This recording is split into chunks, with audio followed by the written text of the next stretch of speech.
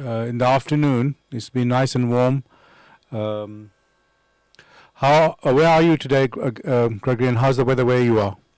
Usual in Brussels. It's been cool, near cold. It's not been warm at all. Okay. That's okay. That's a bit different from us than what we normally have. It's almost the same. So okay. I must say it felt unusual for this warmth today. So yes, welcome to the show. Dear listeners, this is the Spiritual Discussion Program. The aim of the show is to introduce you to the spiritual knowledge in the light of truth, the Grail message by Abdrushin. And every week we have a new topic. The topic for tonight is knowledge is power. You hear that a lot. Knowledge is power. So we're going to discuss that tonight. You can join in the discussion with any questions or comments. The number to contact us for tonight, we are using the studio. So you can contact on the studio number, UK number, which is 079 444 31366. You can call, text, or use WhatsApp. And if you're outside of UK, it is 0044 79 444 31366. I'm going to begin with what is the Grail message? The Grail message in the light of truth by Abdrushin is a spiritual knowledge of life. It offers an explanation of the world, a picture of creation on the basis of natural laws. Its lectures contain valuable basic elements as a help in life, for through the knowledge mediated, the reader is again brought closer to life and led back to God.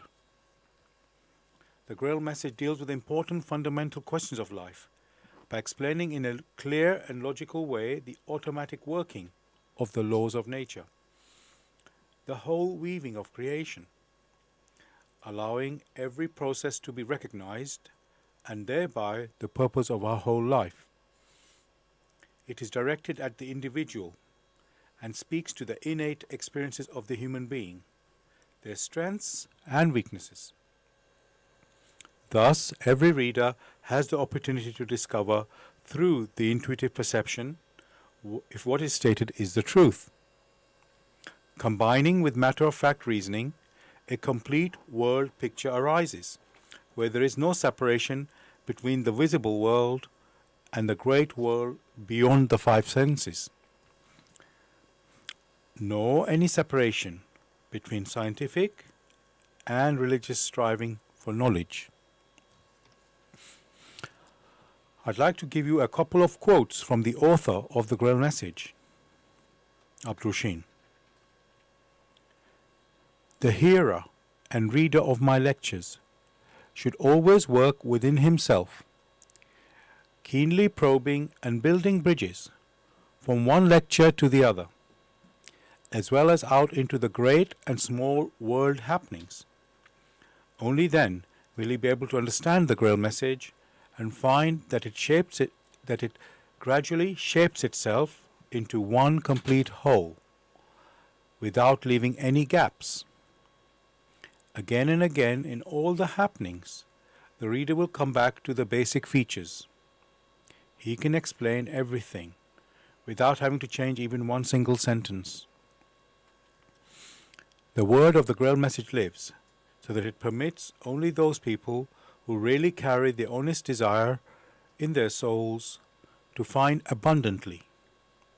All else is automatically rejected by it. For the arrogant and those who seek superficially, the message will remain the book with 7 seals. And I'd like to give you one more quote from the author. I wish to fill the gaps which have so far always remained unanswered in the souls of men, and which never leave any serious thinker in peace if he earnestly seeks for the truth. Dear listeners, I want to just remind you again, the topic for tonight is knowledge is power. And you're welcome to join us with any questions or comments The number to contact us on our UK number in the studio for tonight, it is 079 444 313 66. You can call, text or use WhatsApp. And if you're outside of UK, it is 00 44 79 444 313 66. Gregory, as you know, I like to do the research on the meaning of the. Whenever I do the research, I look at the title and I always try to look at the meaning of the words. And tonight's title is "Knowledge is Power." So the main word, well, not the main word. The first word is knowledge, and I looked it up in the dictionary, and this is what I found. It says knowledge. It's facts, information. Acquired through experience or education, the theoretical or practical understanding of a subject.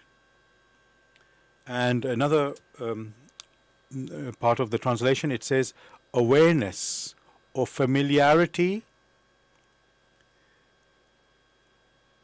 I can't read this. Gained, yes. Awareness or familiarity gained by experience, or of fact, experience, so fact or situation. Gregory, so what do you think of that definition there? Just briefly to recap, it says facts and information acquired through experience or education, and the other one, it gives awareness or familiarity gained by experience of fact or situation. Is that a good definition, Gregory, or is something should be added or subtracted to that? Many will give definitions that suit their personal experiences. There is one commonality, and that is facts. So one may refer to knowledge as a collection of facts. Thank you for that. So now I know there's a variety of knowledge as well. You can call it spiritual knowledge, intellectual knowledge. I think those are the two main categories we could look at. Yes. So is there something we should appreciate about those two categories? So yes, would you say what's the difference between, let's say, the spiritual and intellectual knowledge? Hello? Yes, can you hear me, Gregory? Yes, I can hear you. Yes, I don't know if you heard the question. So I was just basically looking at the, let's say, different types of knowledge, which is, let's say, spiritual and intellectual as the two big categories. And I want to ask you, what is the difference between these two, spiritual and intellectual? Intellectual knowledge is knowledge which is based on what the brain or the frontal brain can conceive. So it is limited and it is temporary. Whereas spiritual knowledge is permanent, is enduring, it transcends intellectual knowledge. Right. When you said transcends, just to repeat that, the spiritual knowledge transcends intellectual knowledge. Are you saying it is superior, or it works in a different way? It means it's not only, one wouldn't use the word superiority, but one will say the sort of knowledge which one gains spiritually is more permanent. Okay. So,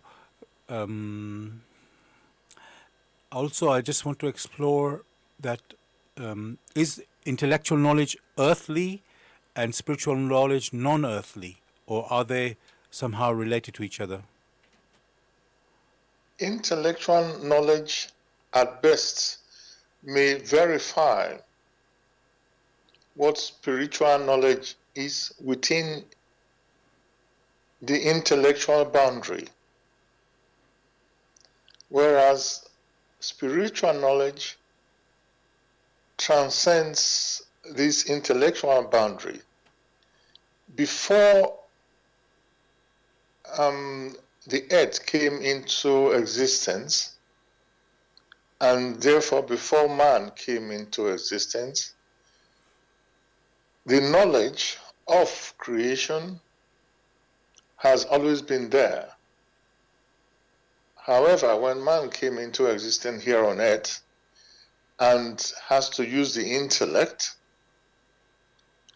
it only means that the intellect is only a temporary tool which comes into activity at one's birth and which ceases to exist at one's departure, which we call death or earthly death. So, okay, and another thing I want to ask on that is, so just to be clear, is the spiritual knowledge operating only on the beyond the earthly, or can it work within the earthly as well? Spiritual knowledge also works in the earthly here. Right, and the intellectual knowledge, can that work in the only in the earthly or beyond the earthly? Intellectual knowledge can only be confirmed, all right, within the earthly environment. Right. For one may say that intellectual knowledge is tactical, whereas spiritual knowledge is strategic, which not only work within the earthly boundaries, but extends more than that. Right. I just want to clarify tactical and strategic, as because in my head I need to check what the tactical means and what strategic means. Actually, I actually thought they're pretty much the same thing, but maybe I've not understood that. Could you just explain further what do you mean? What is tactical and what is strategic, so we can see, because it looks. I'm very happy how we are going in this discussion, because we seem to be, let's say, developing each type of knowledge, what actually it is. So, can you just explain what is you mean by tactical and what you mean by strategic? If one has to move from, say, Brussels to London, those 2 points are fixed. That is a long-term view. However, in the process of achieving that long-term view, some people might decide to trek, some might decide to take a bicycle, some might decide to take the train, some might decide to fly. However, the bits that one needs to do in order to achieve the long-term goal, those little bits is what one refers to as the tactical. Okay. Whereas the long-term goal is the strategic. Like the long-term goal for the human spirit here on earth is more or less spiritual. How he or she goes about it, how he or she collects the experiences he needs is tactical. So one has to adjust one's experiences to the earthly, the overall earthly experiences. For instance, one uses the word tactical when one has to use a language. You use a language to be able to express yourself in a particular environment. And if you go to another environment, you may use a different language. So the language as such becomes tactical. Thank you for that answer. I can really see we are building up a picture now. So everything has its place, so yes, as you correctly pointed out, it's not something superior. Let's say spiritual knowledge is superior to the intellectual knowledge. One has one purpose, another one has another purpose. Like you say, spiritual being strategic and the intellectual being tactical. So that's good. Another thing, Gregory, so what is the purpose of intellectual knowledge and what is the purpose of spiritual knowledge? The intellectual knowledge is more of a tool which helps to sort of gather experiences to pass on to the spirit, such that the spirit will evaluate these experiences. And in accordance with reciprocal activities, the spirit will provide some guidance back to the intellect. So the intellect or intellectual facts, or intellectual knowledge, is only for tactical collecting as an adapter. The intellect adapts to the environment and is able to extract the experiences of the environment in a limited form for use of the spirit. A very simple example, one can see here, in order to exist here on earth, one needs to eat physical food. That will enable the physical body to function accordingly, and whatever experiences that it needs, the intellect is able to gather these experiences externally and pass it on for internal consumption to the spirit. Thank you for that, Gregory. I can see already how interesting this subject actually is. I will say probably people haven't explored, the functions of this type, what is knowledge, we just use the knowledge, and we don't think about the purpose of it, we just use it and apply it. And today we are looking at, the functions. So I would like to ask now, people say, listen to your heart. And, and then you say, with your brain, it's a calculating machine. You build something, like let's say engineering, using engineering to build something, whatever invention it is, let's say.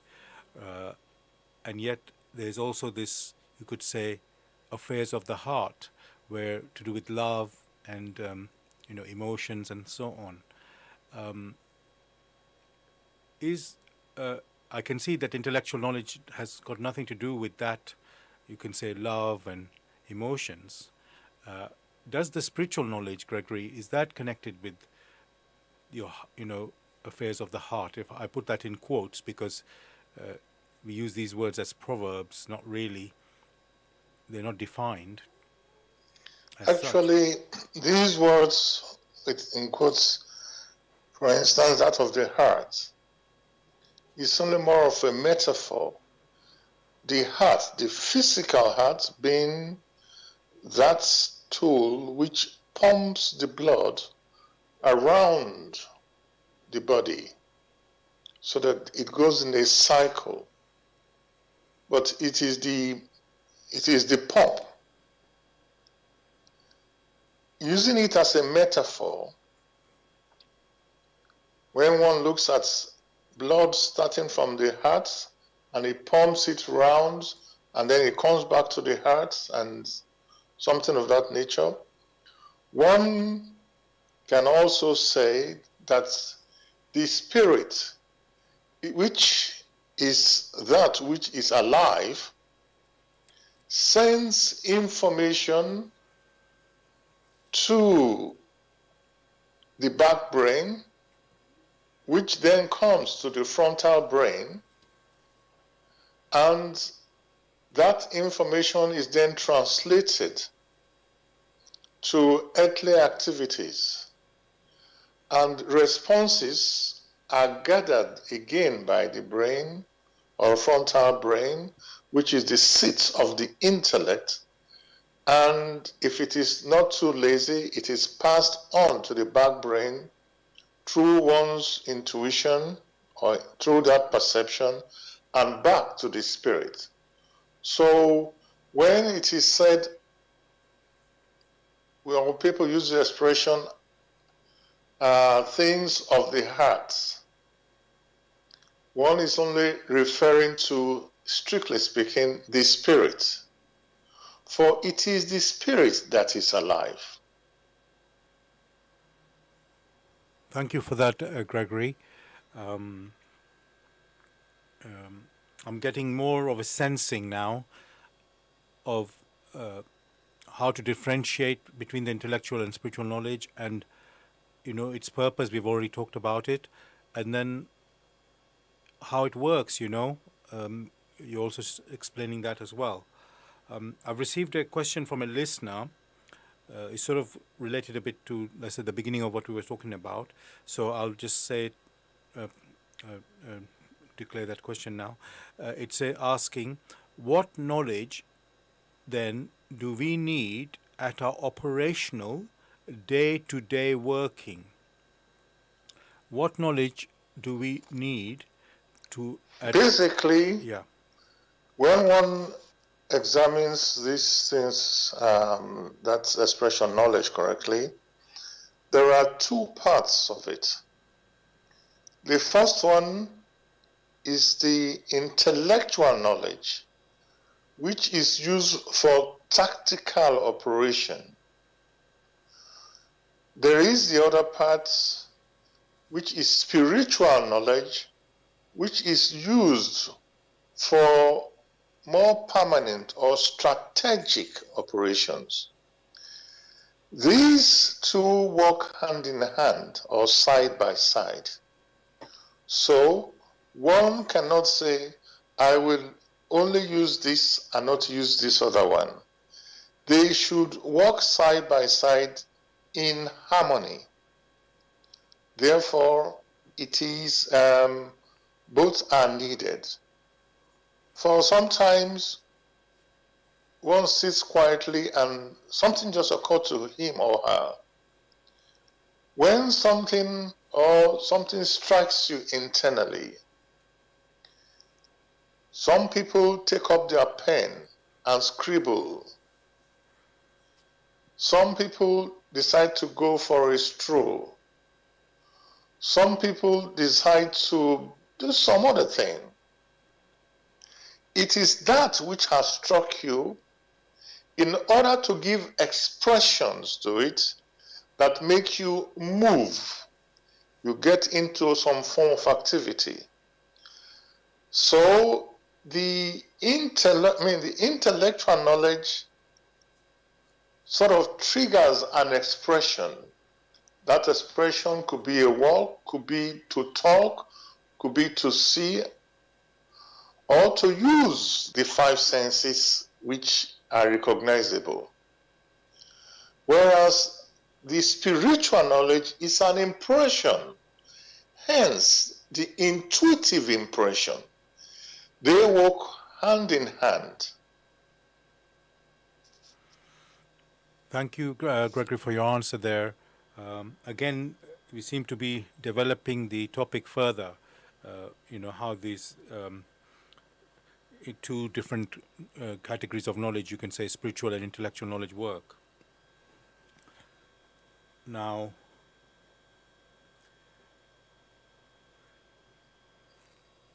you said they're supposed to be working in harmony, and and side by side.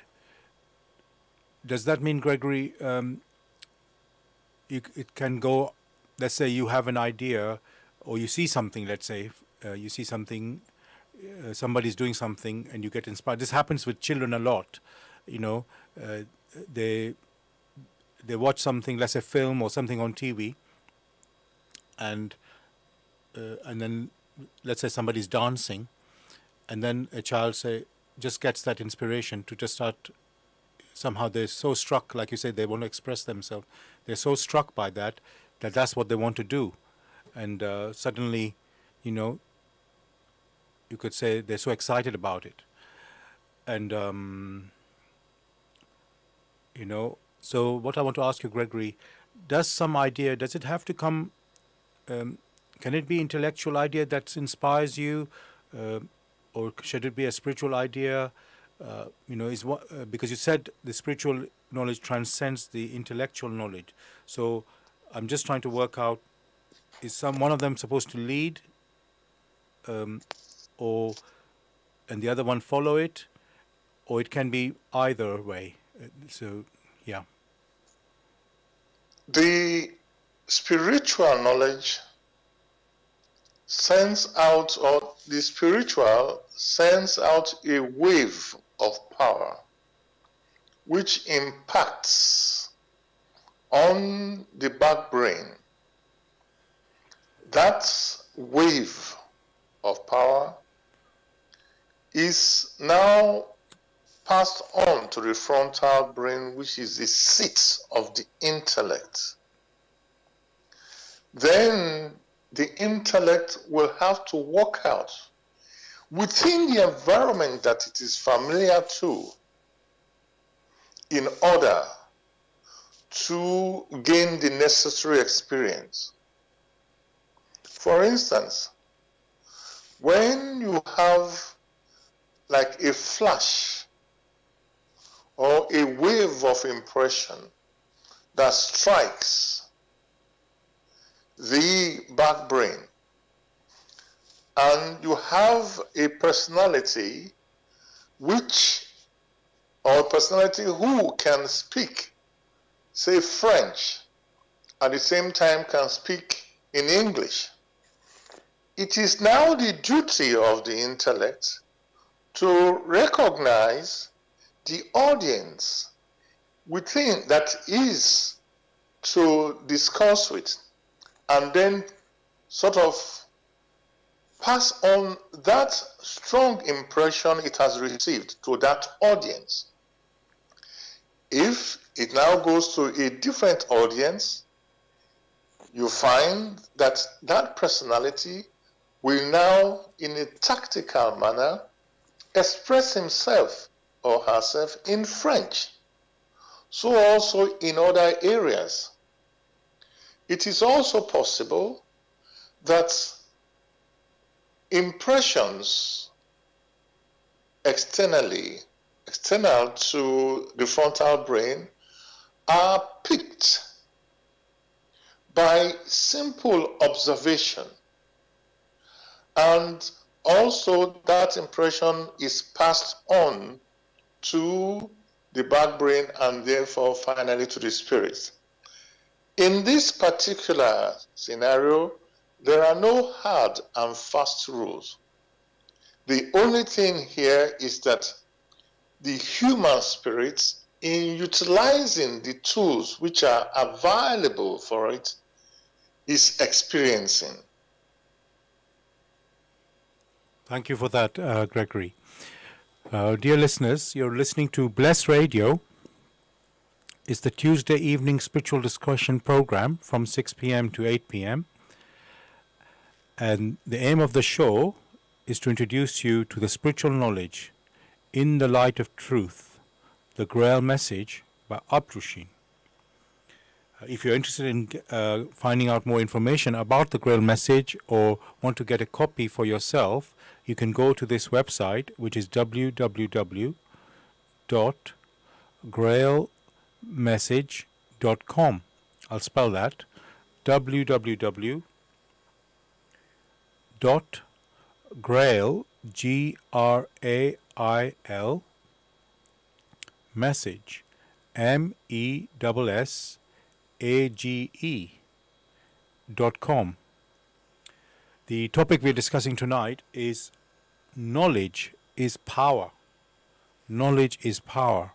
You're welcome to join us with any questions or comments. The number to contact us on our UK number in the studio for tonight, it is 079 444 313 66. You can call, text, or use WhatsApp. And if you're outside of UK, it is 0044 79 444 313 66. You can call, text, or use WhatsApp. Now, Gregory, I want to look at knowledge in terms of what is out there, and I'm talking about in the world of today. We have talked about knowledge being facts, but as you know, especially in the news, you hear, oh, this is fake, or this is true, and or there's lots of information out there and it's confusing. So I want to ask, these so-called facts that people are claiming. Certain things we know are facts. Like we've talked about, our senses and things which you could say are pretty much obvious. Other things, you don't see it. You can't really verify it or prove it, sort of physically, let's say, and then people are making claims, and let's say there are two sides to every story. Maybe that's not quite how I mean it, but people do make up things, like I say, fake or lies. So my question is there a way to test or to check somehow if something is true or not true? Yes, there is a way to examine, to find out if something is true or not true. What is true, strictly speaking, must harmonize with the laws.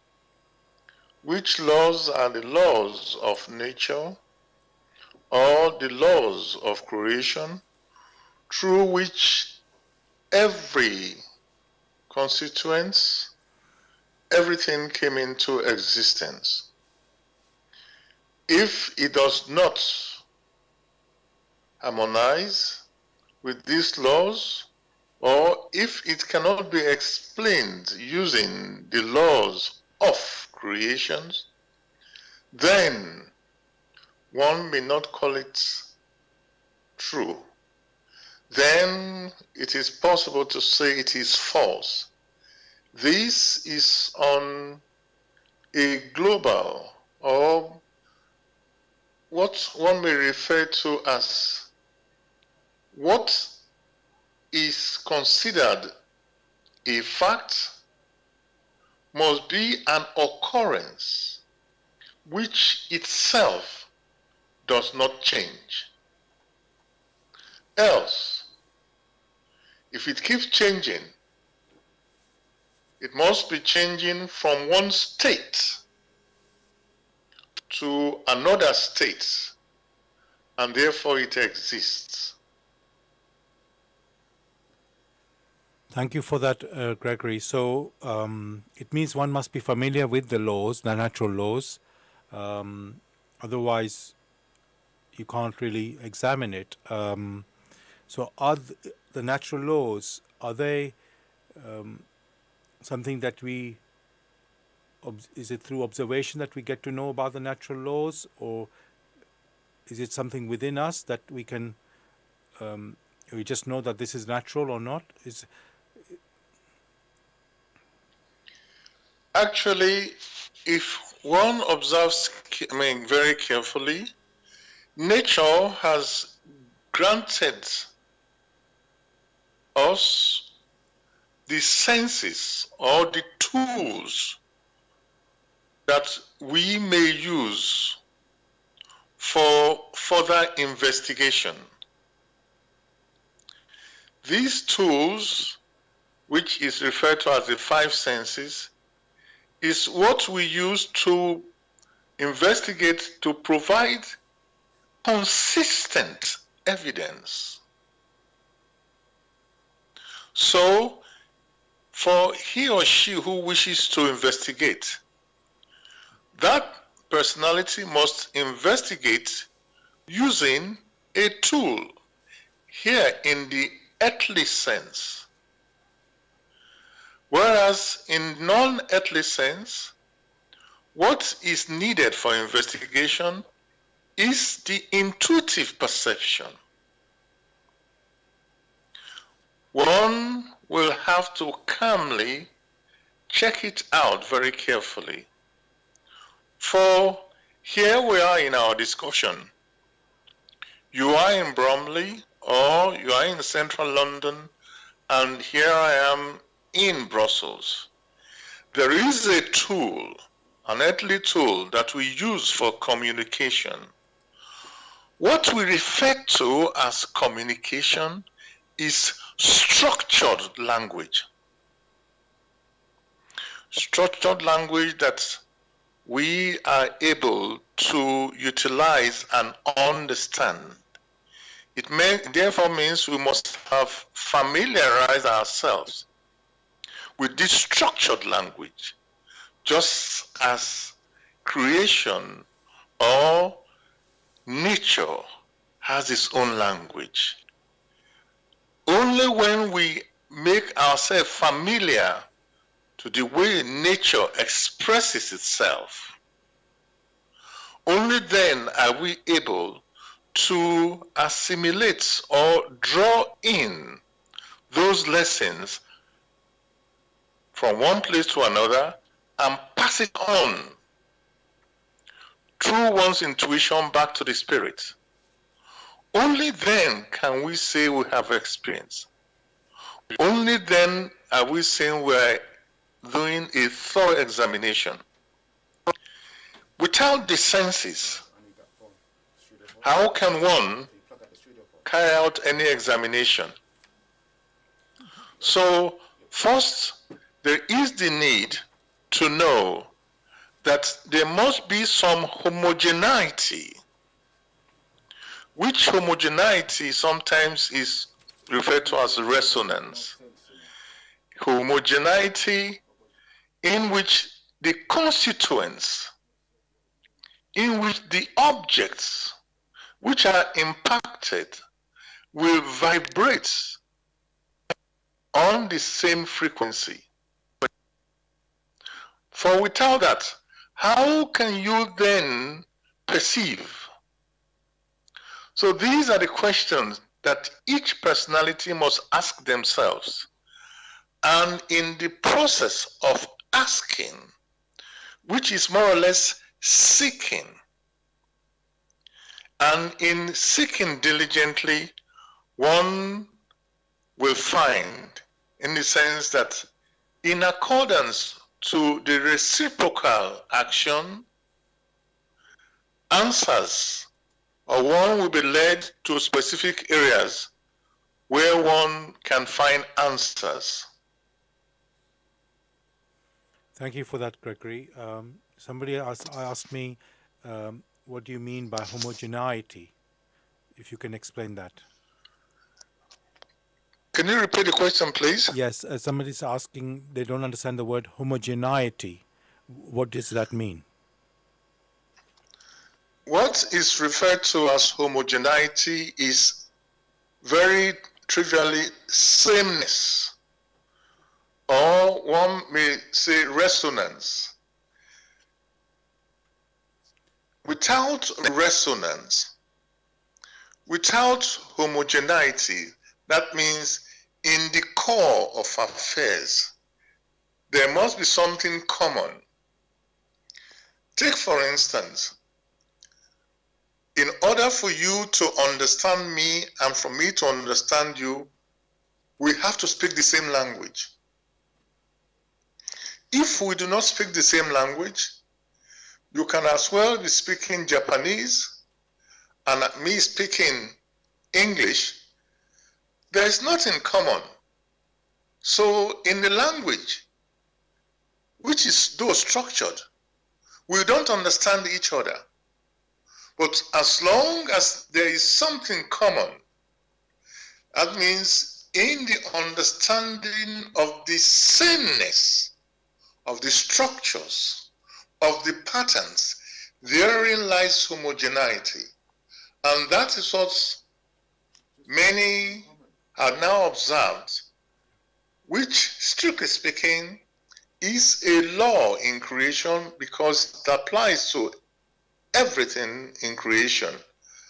When one refers to as the law of the attraction of homogeneity, or the law of attraction of homogeneous species. A species is a kind.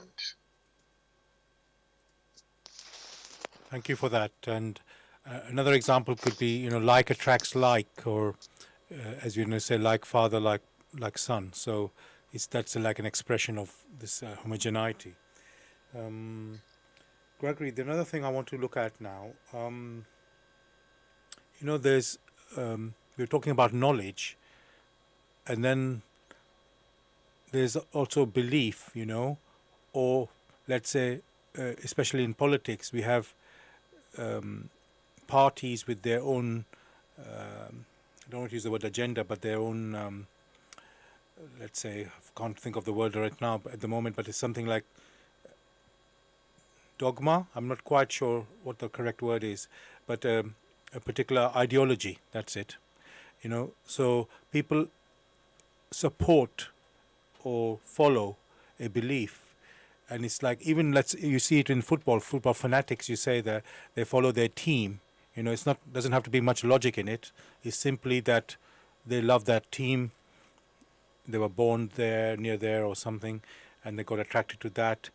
And similarly, like I say, with politics, I'm not quite sure it's always the same basis, but people do let's say, act in their lives according to these beliefs or ideologies or fanaticism, you can say.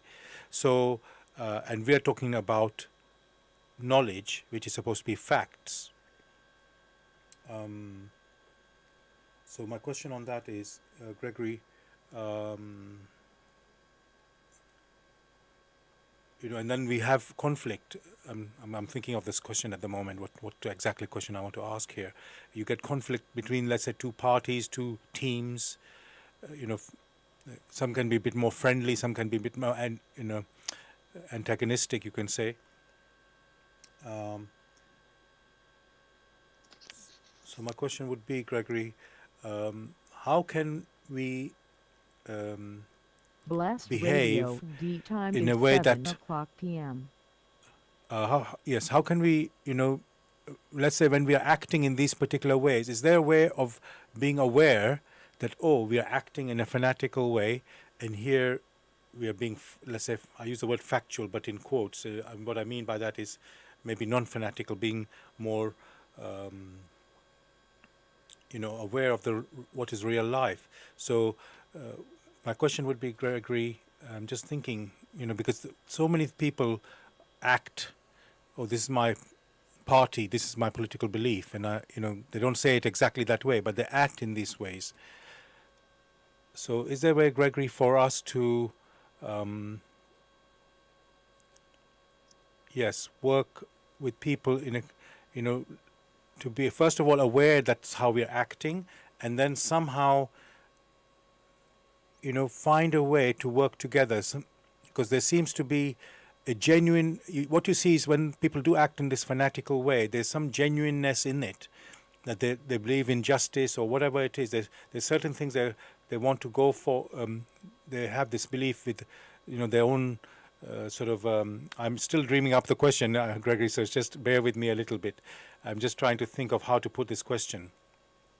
So yes, so we have people with a particular belief which they firmly think that is the way, the right way, and then they sort of conflict with other people with a different, opposing belief.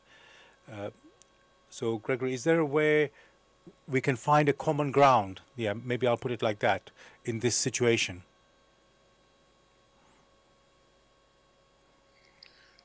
May I ask what the question is? Yes, I'm saying that people act according to their beliefs or whatever, which is not necessarily fact, and they want to, let's say, for the benefit of the country. I'm talking about like political parties, let's say, and people supporting them, and they want to do something for the country. They may have a motive to make the country successful, and that's the foundation.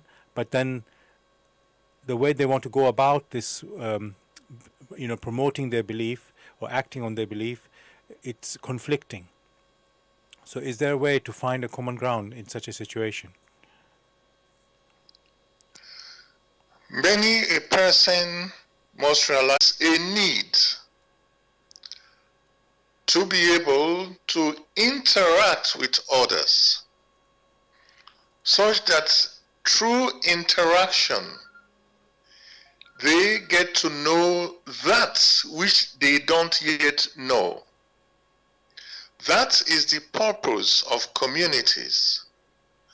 And when a community is considered, it is one for all and all for one, for that community to grow and its inhabitants to mature.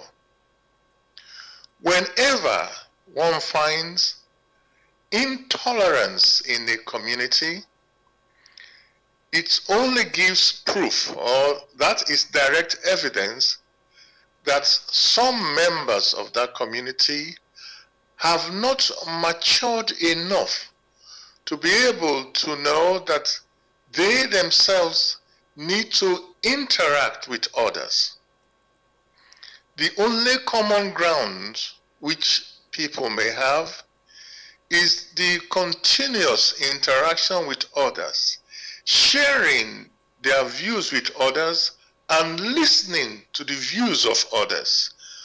Not only individuals, but also their views in nature, learning from nature, and also ensuring through their maturity that there is a balance in giving and taking. For instance, you do not expect, when you have to make a journey, that, take for instance, you are trying to fly from one country to the other, you do not expect that the pilot at the same time should be the air attendant, should be the person to fill in all the, putting all the luggage in the plane. What you will find in a community is that these duties are spread out. Each personality has to contribute its own to the community in support of progress in the community. It will be wrong, however, for one individual to say, oh, I have my experiences, I don't need others. Thank you so much for that answer, Gregory. I think you've, let's say, answered a lot in that one answer, because it just builds in such a big picture that you suddenly see a lot of petty things that people do, you know, with such, emotion and anger in what they're doing, but not realizing the damage and the consequences of their sort of fixated ideas. So when you see the big picture, like you've just described that there, you suddenly see, oh, actually, I'm not on my own here. I'm having an impact on people around me, the environment, and so on. And that's going to damage, just because I believe this is the way, it's going to cause damage to other things, which is going to be more harmful than, whatever idea you thought you were going to, which you thought was supposed to benefit. So thank you for that. Now, Gregory, another, just to go focus on the beliefs and the various, you could say, spiritual teachings that are out there. I'm just wondering, there are some, let's say, differences in them, in the sense of, for example, and we're talking about laws of nature already earlier, to say that the facts are, you can be, so you could say, proven through the observation of the laws of nature.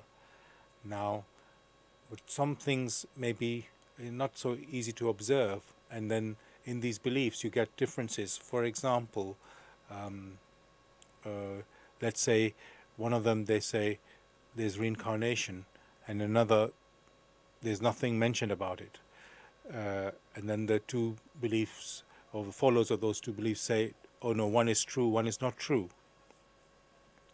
So how do you deal with that sort of difference? Of course, there are teachings of what you call them beliefs. These teachings have been adjusted to the spiritual maturity of these different groups, which different groups were not on the same spiritual maturity. In the sense, some of them have had some recognitions or have moved from some cognitions using the cognitive objects around them. And there are also inner observations to build up as stepping stones, and they have come to recognize that which is a bit higher than their current level.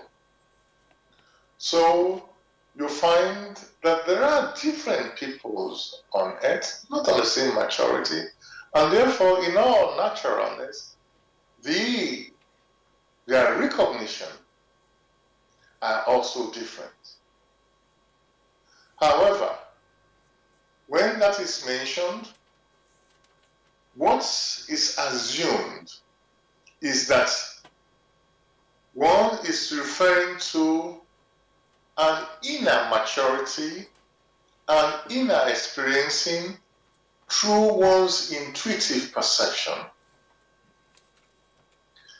In that particular scale, or in that when one refers to that, then you will find that the recognition at a lower step is different from the recognition at a higher step, even if some have sensed these laws of creation through which they themselves came into existence. And therefore, the knowledge of a return of the spirits, which spirit has its own clothing.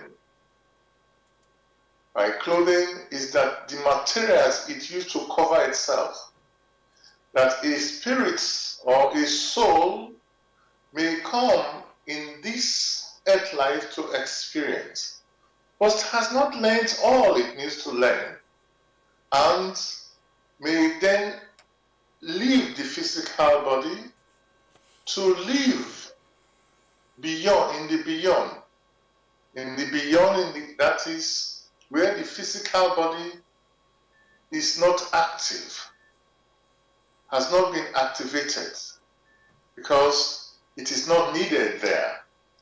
And after some time comes back again to experience. Different people have come to that recognition, and therefore they follow it. However, this repeated earth lives, which is referred to as reincarnation, only ensures that in a species, the spiritual species can incarnate, or the spiritual species of which the core of a person, which is the core of a personality, may incarnate in one earth life, experience, and because the physical body was born and is temporal, will drop it along the line, because the physical body is now used up. It's a temporal, it's a tactical tool for experiencing. And much later, after some time in the beyond, comes back for further experiencing. There are some cultures which have recognized it. But the key thing here is that when the soul comes back, it comes as a personality. It doesn't come as a stone, neither does it come as a plant, neither does it come as an animal.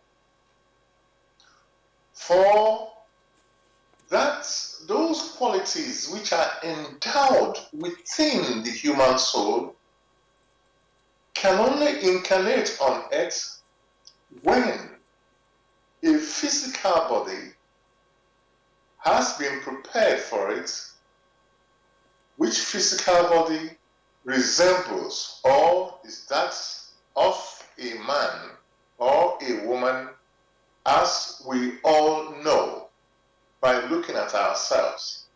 So it cannot come and then grow up as a plant or as a plastic. So there must be clarity in all this, to know that which has incarnated. Thank you again, Gregory, for your answer. I can see, having basically this is a journey, it's a process of unfolding. The life is unfolding in front of us, and we are, let's say, given pieces of knowledge, and gradually we build up to let's say, the big picture.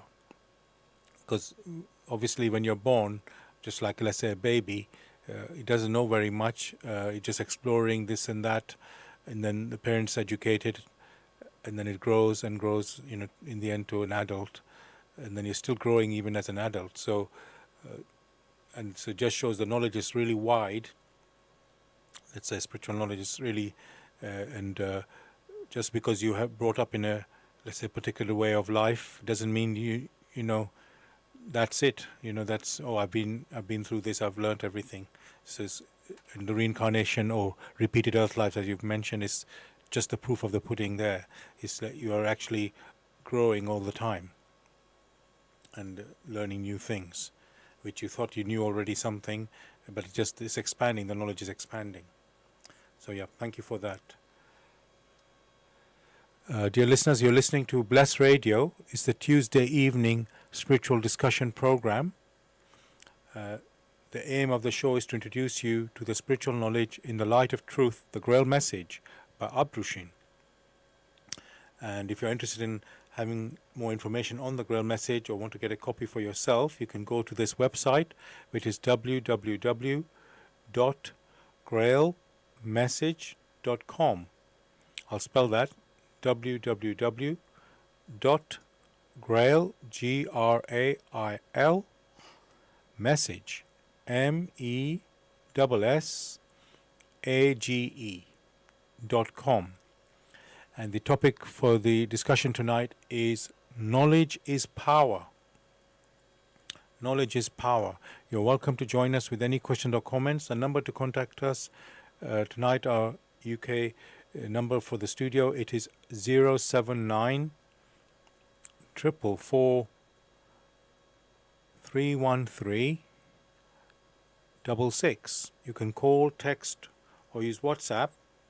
And if you're outside of UK, it is 0044 79 444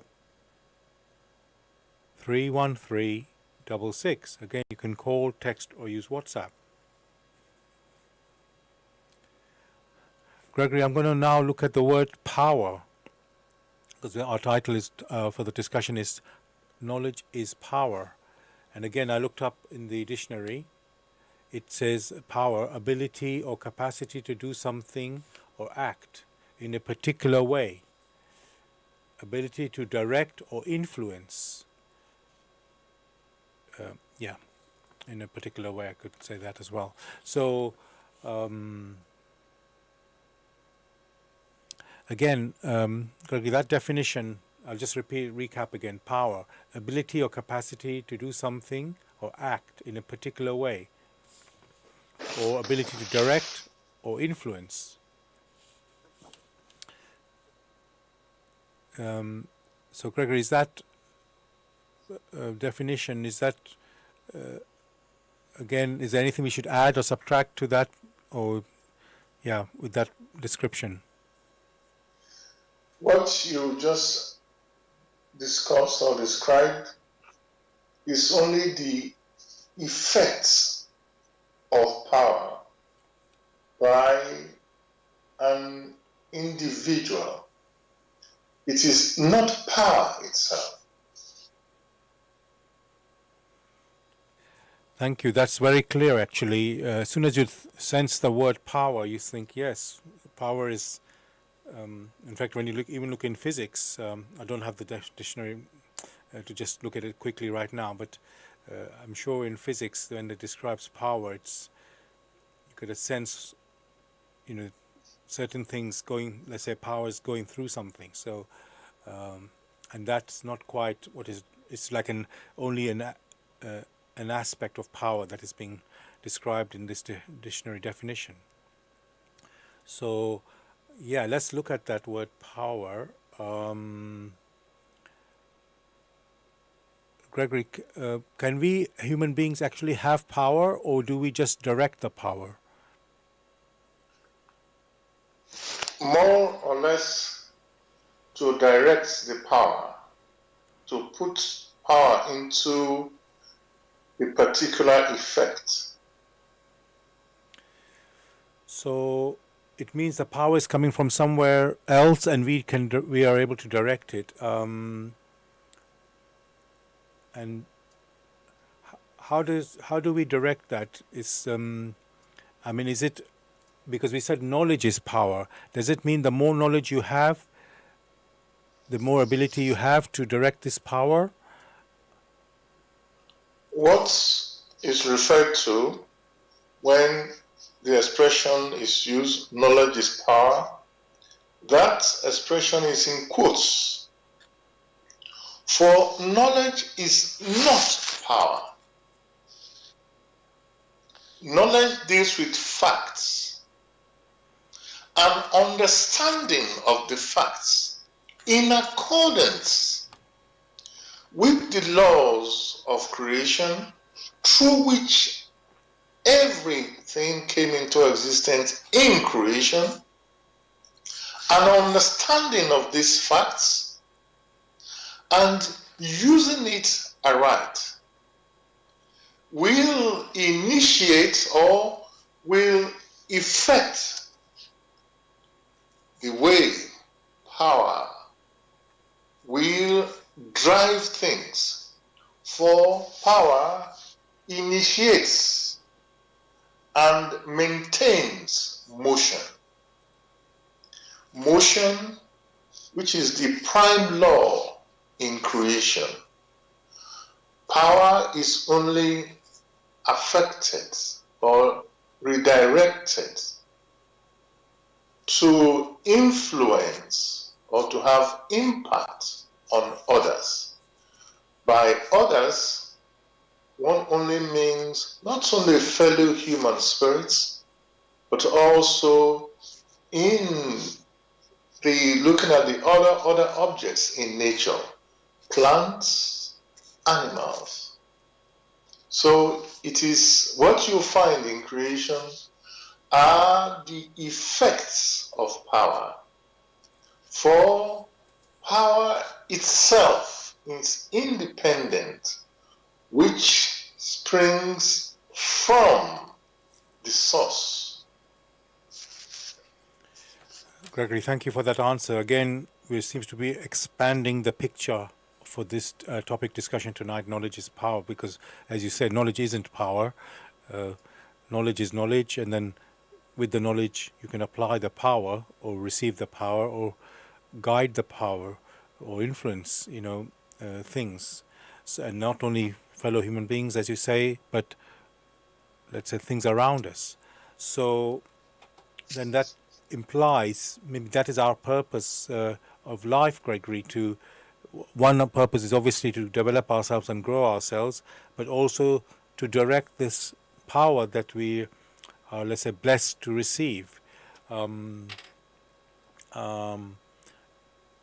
what is the purpose then, Gregory, for this? What is our what is the purpose of applying the power? Is it to support this creation, this world that we live in? Before anyone can support the activities in creation,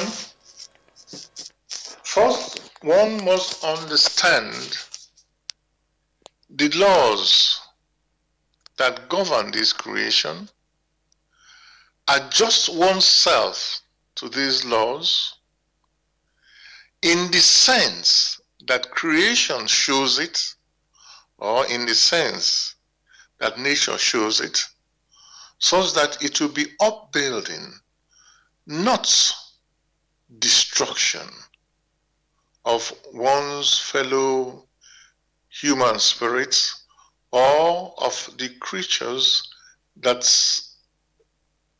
are here also on earth. For if one observes very carefully, it becomes clear that only through upbuilding in the sense in which creation shows it to man, only through that can one apply this power, or can one direct this power beneficially. Else, it will be that this power will be used in such a way as to produce ill effects, which ill effects will strike the person who initiated that particular activity. This reciprocal activity is in accordance with the laws of this creation. So, the purpose of creation is to permit the human spirits who at the beginning were unconscious. One may refer to them as unconscious germs. And since they are unconscious and have those innate talents or innate abilities deep within them, the need then arose for them to journey and experience and build up So they become conscious along the way and become self-conscious. For when the self, which is the inner core, becomes conscious, it knows very well its abilities and how to apply these abilities wisely. So to know how, that is how we now have knowledge.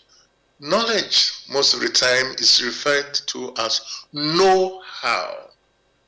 And that being the case, to know how to apply this power in accordance with the will of the Almighty. That is why the human spirits that have detached themselves from the paradise of man came to these areas in the world of matter in order to mature. Thank you again, Gregory. As always, we keep expanding and evolving the discussion. Every question seems to lead to, let's say, an expansion of our knowledge. So thank you for that. I've been told, Gregory and listeners, that on the YouTube channel, Bless Radio 1, there are two or three people having a discussion, through while our show is going on. Unbeknownst to me, you can have that. It's like a chat room, and people are able to discuss with each other on the topic, which is today's knowledge is power. So that's very good to know. I think there's a couple of people there. I've been told one is Dinar El Leo and the other one is Milwaukee. And I believe there's a third person. So I just wanted to thank them for, joining in the discussion during the show on the YouTube channel. So, yes, listeners, we do broadcast the show, obviously, on the website, blessradio.co.uk. And also on YouTube. If you want to listen to us on YouTube, you go to youtube.com. If you want to listen live, then you go to youtube.com and you type in Bless Radio 1 space live stream. And there you can listen live to us. After the show is finished, normally the next day, the recording of the show can be, you can hear the recording of this show. And then you basically go again to youtube.com and then type in Bless Radio 1. That's the number 1. Bless Radio number 1. And then space Grail message. And then the topic of the show, which is tonight, Knowledge is Power. And there you can listen to a recording. And also our other previous shows that we have done, you can listen to the recording of them as well in the same way. So yes, I just thought to share that with the listeners.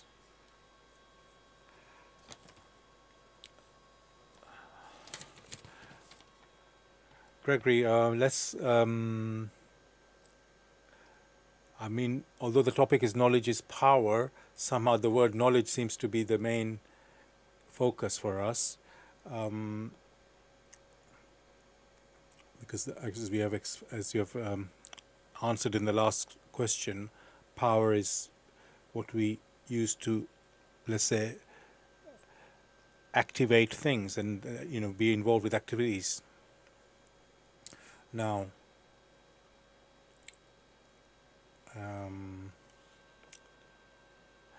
okay, let's look at science, Gregory.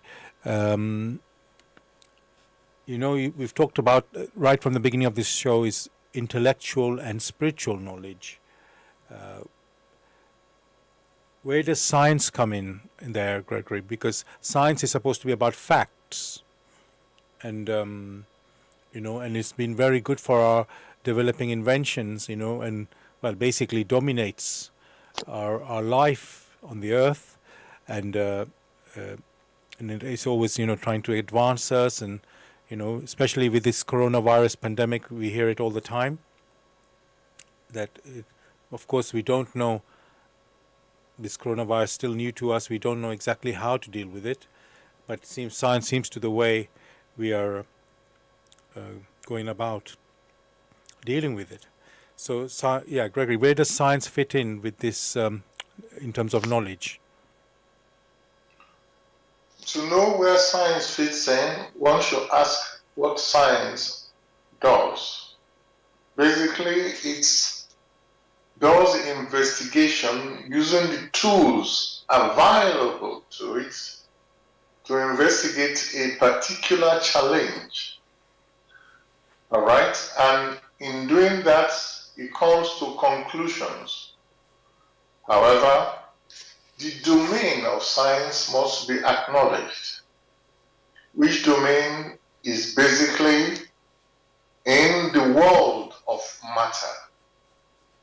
Science is only currently examining a minute part of the world of matter, or what some refer to as the material sphere.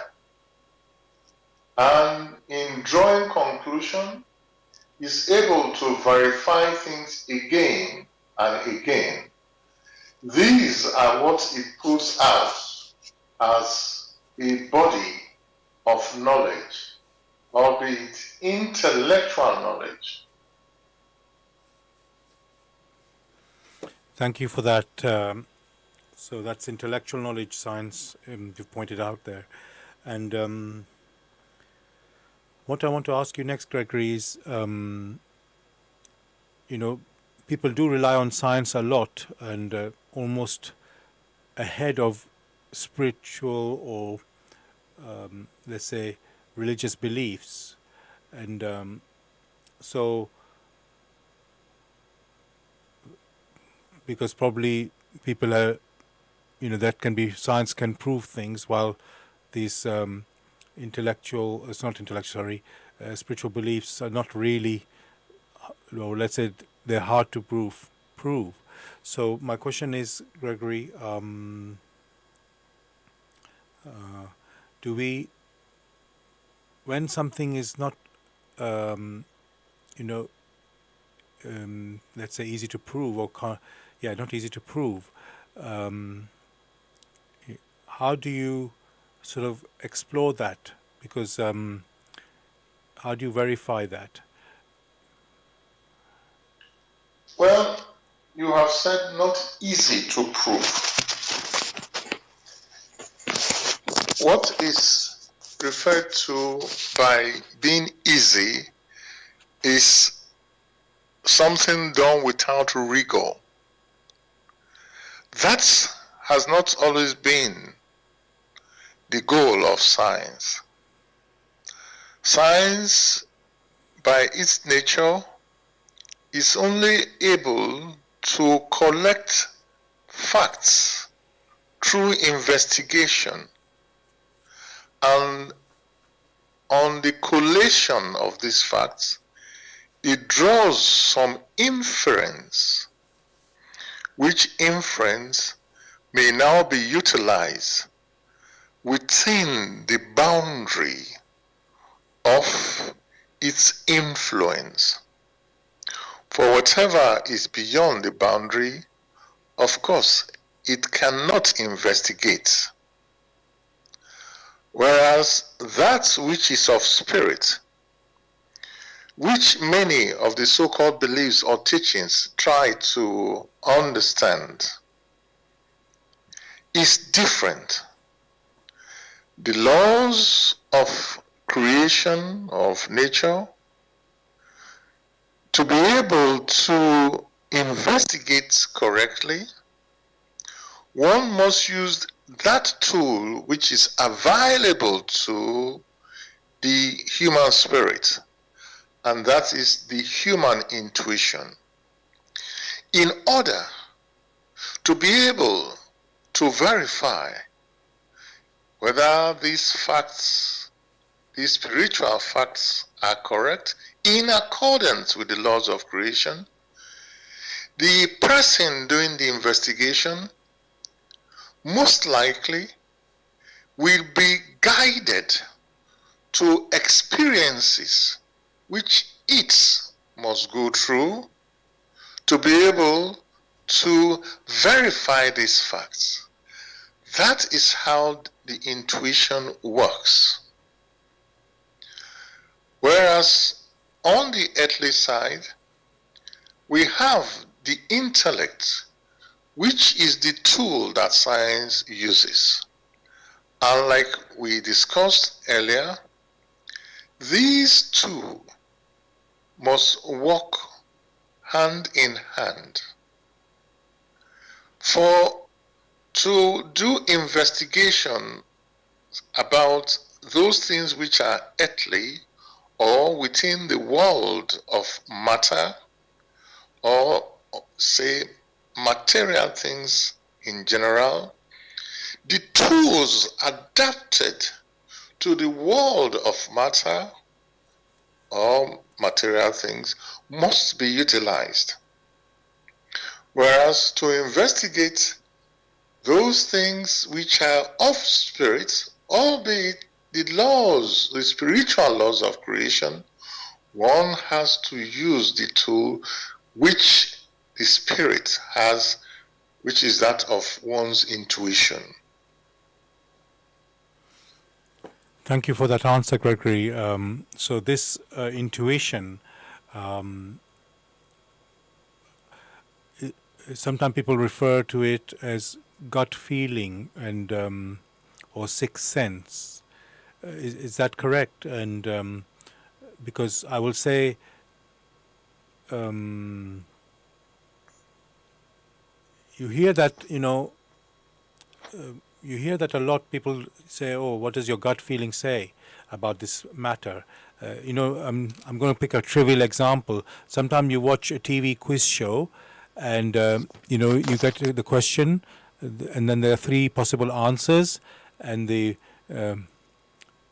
person answering the question says, "Oh, he doesn't know the answer, but he looks at the three answers and he thinks, oh, I've not heard of any of those answers, but sort of your gut sort of maybe hinting to you, maybe it's this one, let's say answer A, and they can't explain themselves why, but somehow they get that sensing, oh, this is the one."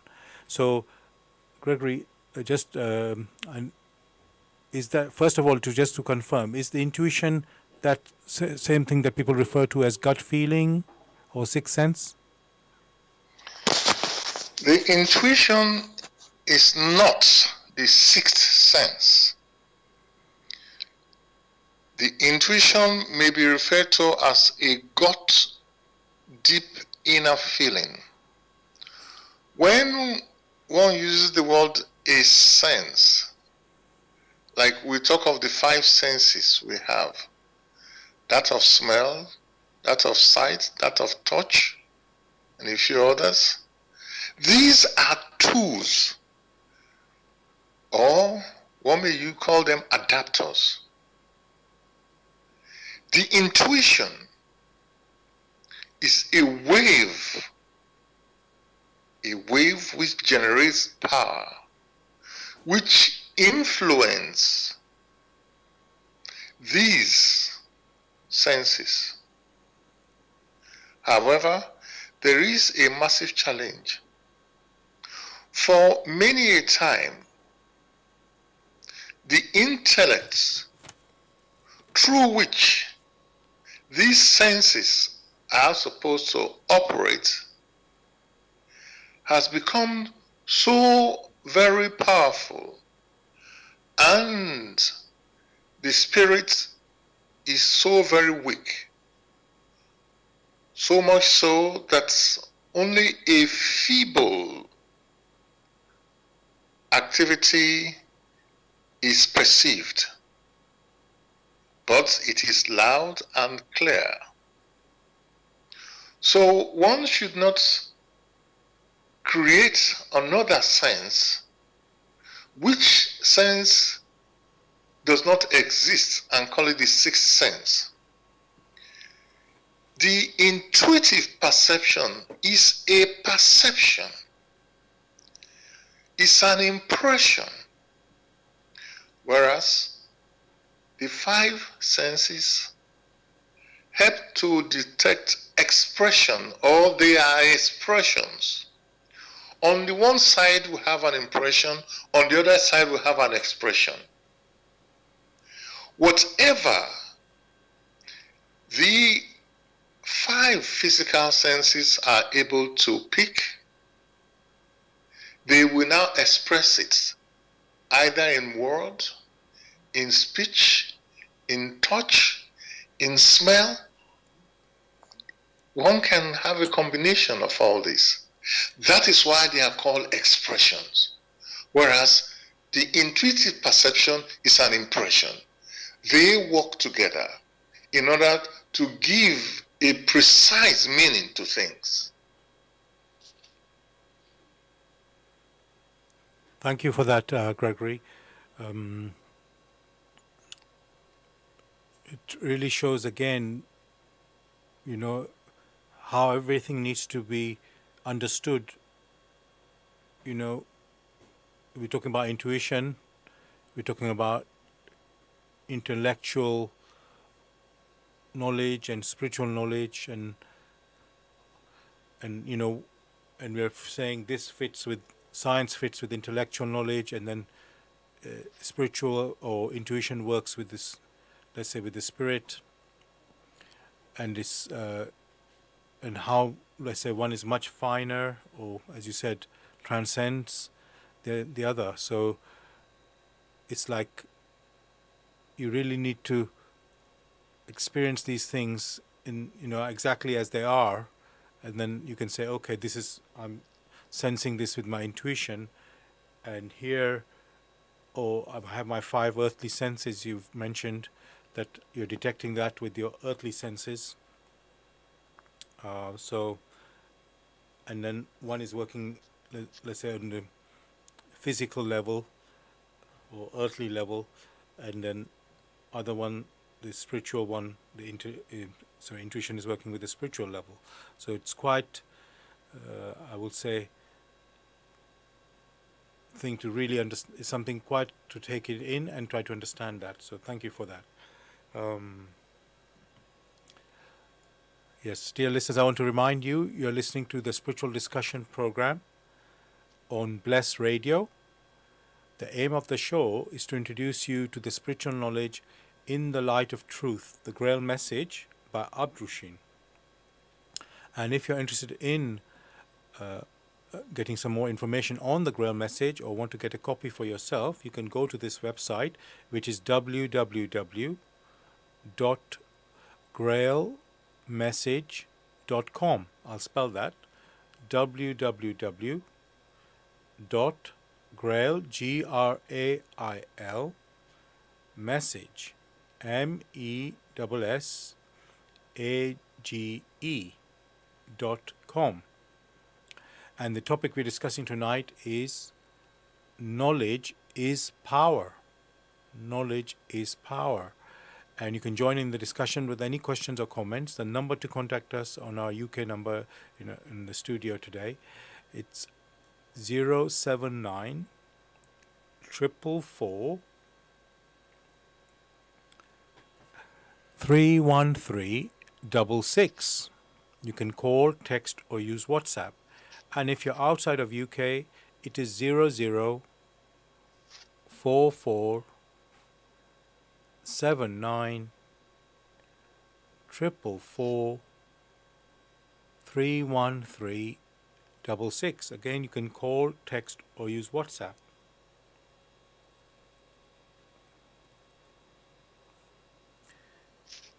Gregory, again, another difference between, let's say, intellectual knowledge and spiritual knowledge. Would you say the spiritual knowledge is coming from within us, or it is coming from outside of us? Hello? I'm trying to even understand the question myself when I say that.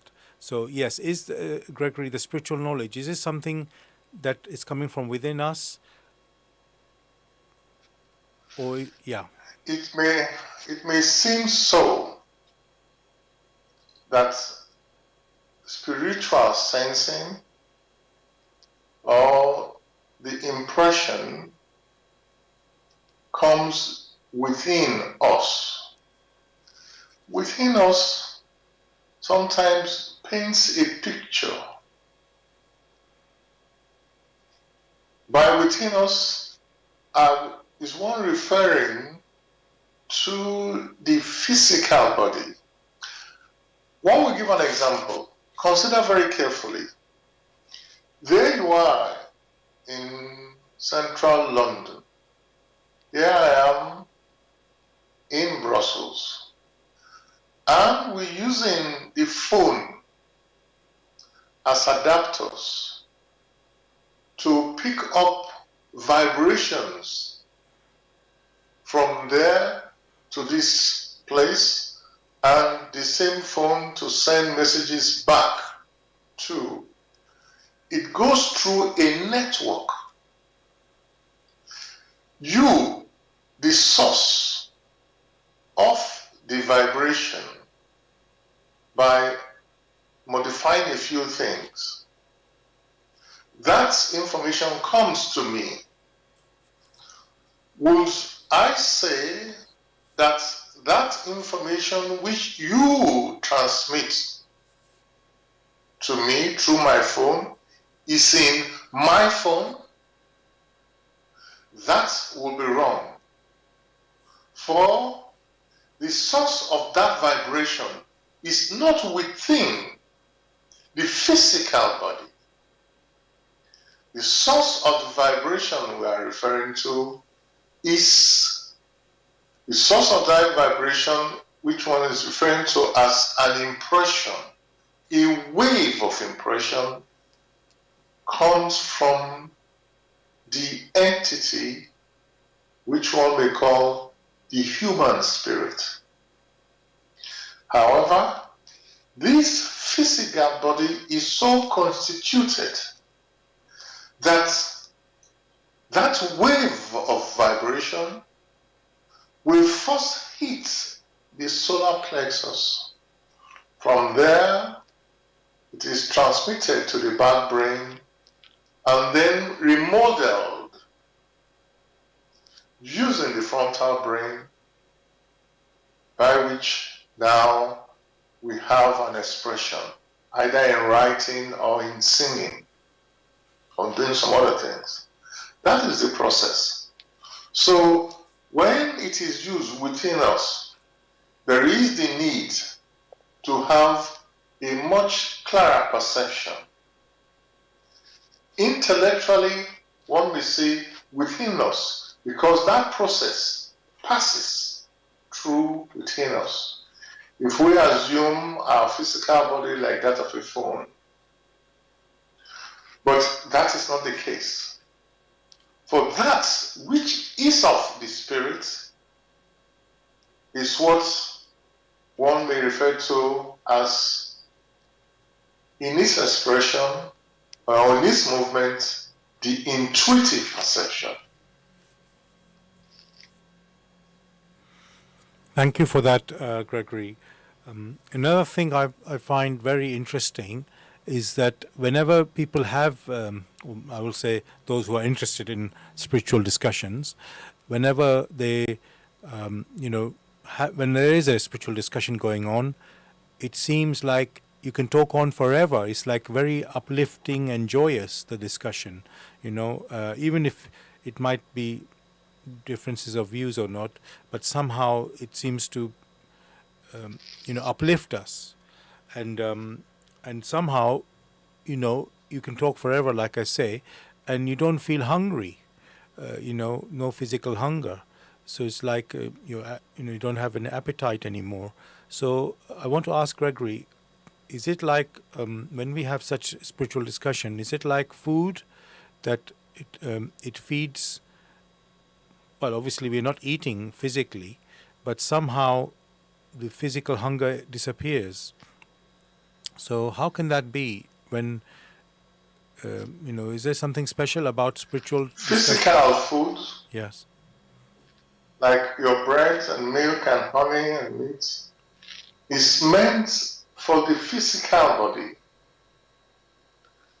Whereas spiritual discussion is food and drink for the spirit. The spiritual body does not rely on food, the physical food and drink that we have here on earth. Only the physical body which is being used as a tool requires that.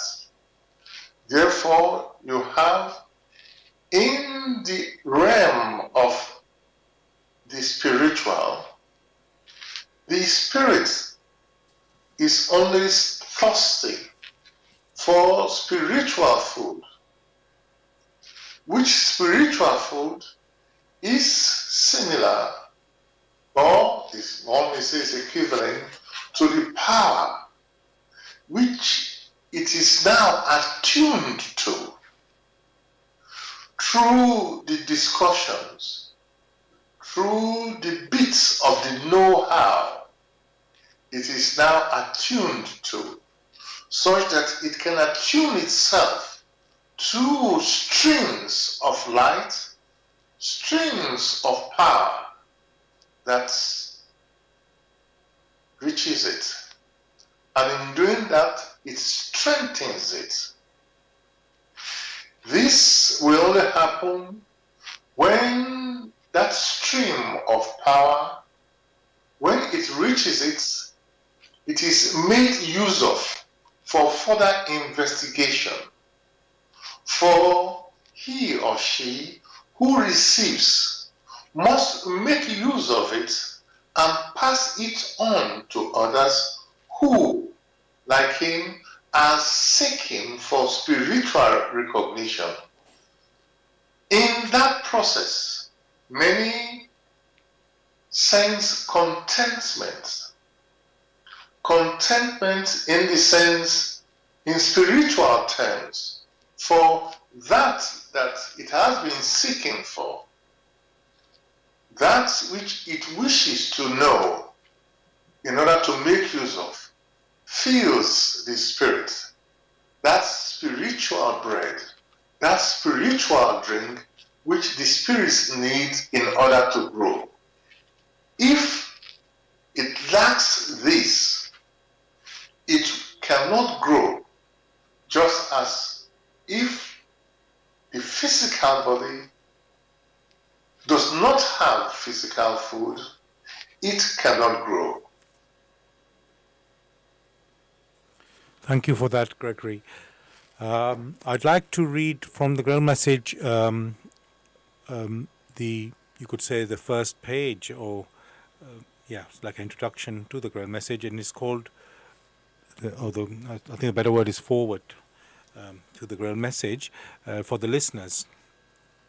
And it's actually titled, For Your Guidance.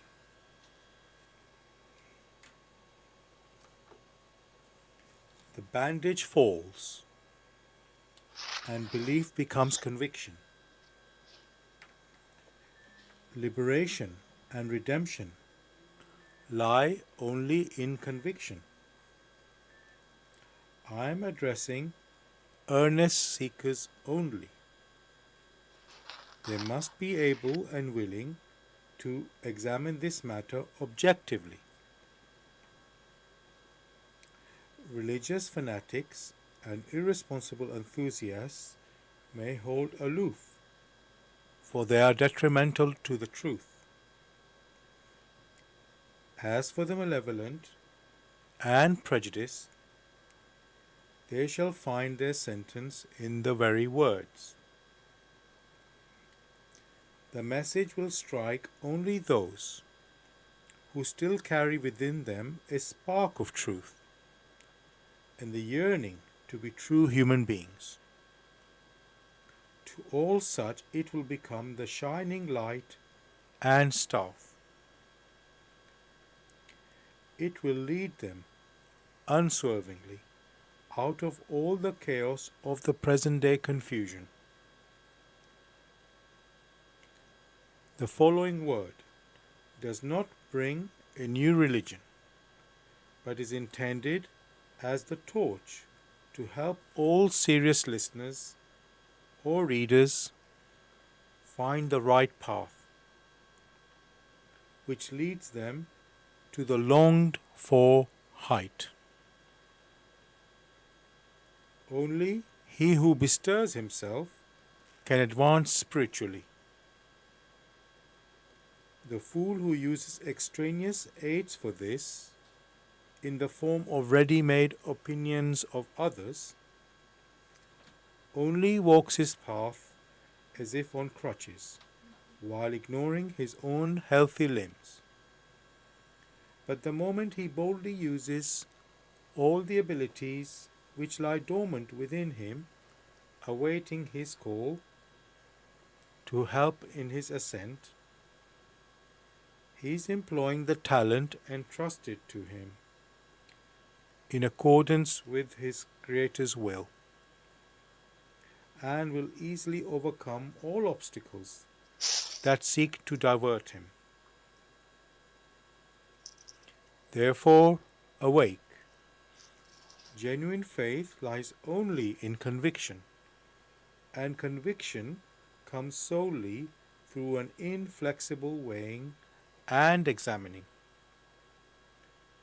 See that you're truly alive in the wonderful creation of your God.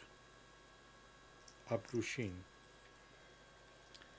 So, dear listeners, I was just reading from the foreword of the Grand Message, which is titled For Your Guidance.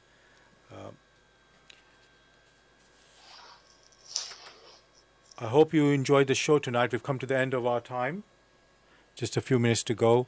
And the topic tonight was Knowledge is Power. Gregory, is there anything you'd like to say to the listeners to say goodbye? Well, we wish everybody well.